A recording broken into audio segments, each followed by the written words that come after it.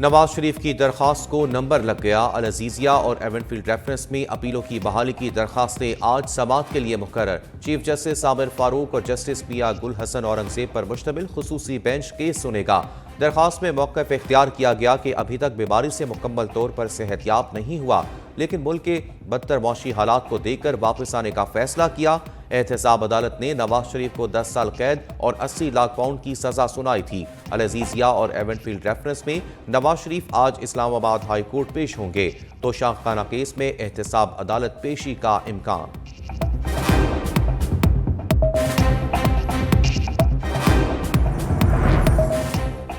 एक दो नहीं, पूरी 16 गाड़ियों का प्रोटोकॉल। लंदन के बाद पुरफजा मकाम नवाज शरीफ लंबे चौड़े प्रोटोकॉल के साथ मरी पहुंच गए।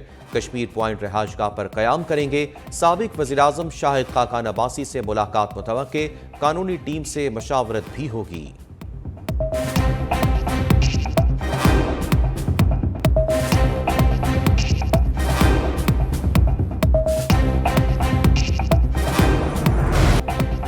नवाज शरीफ को कोई सियासी फायदा नहीं दिया गया। इलेक्शन की तारीख का ऐलान जल्द होगा। निगरान वज़ीर-ए-आज़म की न्यूज़ कॉन्फ्रेंस। कहा, लेवल प्लेइंग फील्ड एक मखसूस जमात को जितवाने का नाम है, तो मैं कुछ नहीं कह सकता।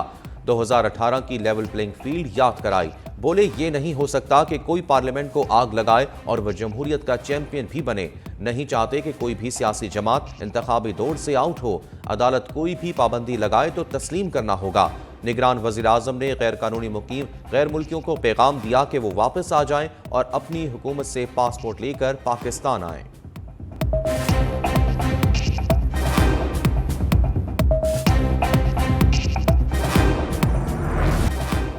खुफिया नहीं, ओपन ट्रायल। चेयरमैन पीटीआई ने अदालती दरवाजा खटखटा दिया। इस्लामाबाद हाई कोर्ट में इंट्रा कोर्ट अपील आज समाअत होगी। दरखास्त में साइफर केस का ट्रायल ओपन कोर्ट में करने की इस्तदा।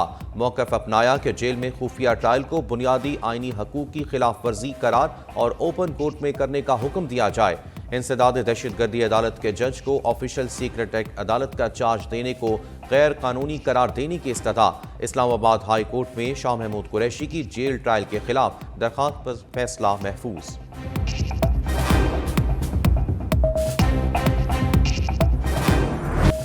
फौजी अदालतों में सिविलियन पर मुकदमात गैर कानूनी करार। सुप्रीम कोर्ट ने फैसला सुना दिया। जस्टिस एजाजुल हसन की सरबराही में 5 रुकनी बेंच ने मुतफ़िका फैसला सुनाया। सिविलियन का ट्रायल फौजी अदालतों में जायज़ करार देने वाली आर्मी एक्ट की तमाम शिकें आइन से मुतसादिम करार। फौजी अदालतों में सिविलियंस के खिलाफ ज़ेर समात तमाम मुकदमात खत्म। 9 और 10 मई के वाक़यात में गिरफ्तार 103 अफराद के मुकदमात आम फौजदारी अदालतों में चलाने का हुक्म। सुप्रीम कोर्ट के बेंच में justice Munib Akhtar, justice Yahya Afridi, justice Mazahir Naqvi और जस्टिस आयशा मलिक भी शामिल थीं। आर्मी एक्ट के सेक्शन 2D1 को 4 जजों ने आइन से मुतसादिम करार दिया। जस्टिस याया अफरीदी ने अपनी राय महफूज रखी।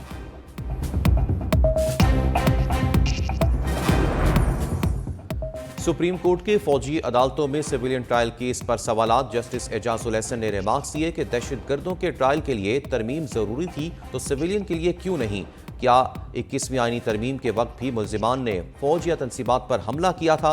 जस्टिस आयशा मलिक ने रिमार्क्स दिए कि आर्मी एक्ट अफवाज में नज़्म ज़ब्त के क़याम के लिए है। अफवाज में नज़्म ज़ब्त के कानून का इतलाक़ सिविलियन पर कैसे हो सकता है?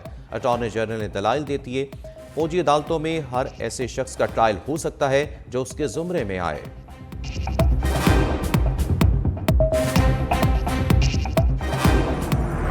मारूफ कानूनदान एतजाज एहसन ने सुप्रीम कोर्ट का फैसला बेहतरीन करार दे दिया। कहा, सुप्रीम कोर्ट ने बड़े हौसले से सबके दलाइल सुने, सबको मौका मिला। फैसले से जमहूरियत और पूरा निज़ाम मुस्तहकम होगा। अदालत ने साबित कर दिया कि बालादस्ती सिर्फ कानून की होगी। फैसले से सिविल सोसाइटी की मजीद रहनुमाई होगी।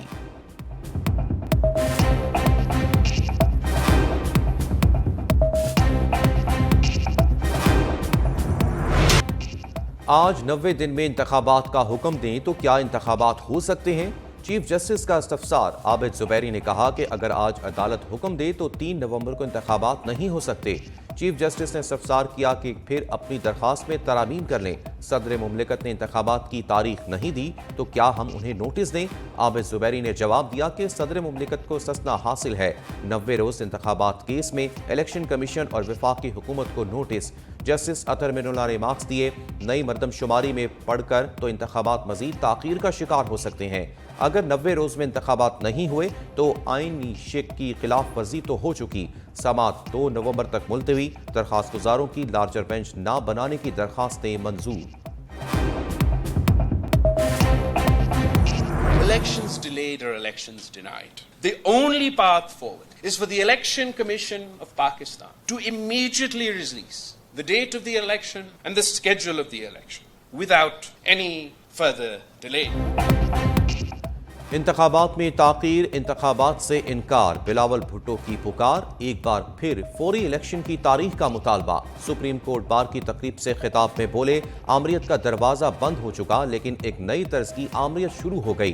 इलेक्शन शेड्यूल का फौरी ऐलान किया जाए, बजाय कोई इदारा हुक्म दे इलेक्शन कमीशन अपनी जिम्मेदारी खुद पूरी करे।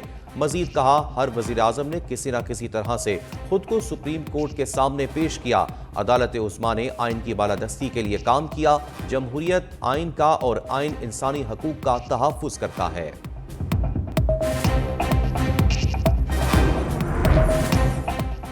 महंगाई से बिलखते अवाम पर 395 अरब का इजाफी बोझ डालने की तैयारी। निगरान हुकूमत ने गैस बॉम्ब लोड कर लिया।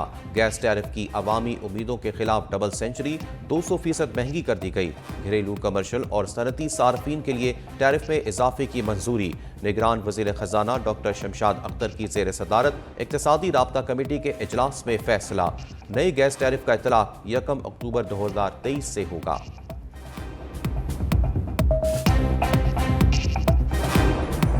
गैर कानूनी मुकीम अफराद के इनखला की डेडलाइन में 7 रोज बाकी। अफगान बाशिंदों की वतन वापसी का सिलसिला जारी। गुज़िश्ता रोज 2518 अफराद वतन वापस जा चुके। 73 गाड़ियों में 125 खानदानों की वापसी अमल में लाई गई। अब तक कुल 62,079 अफगान पनाहगज़ीन वतन वापस जा चुके।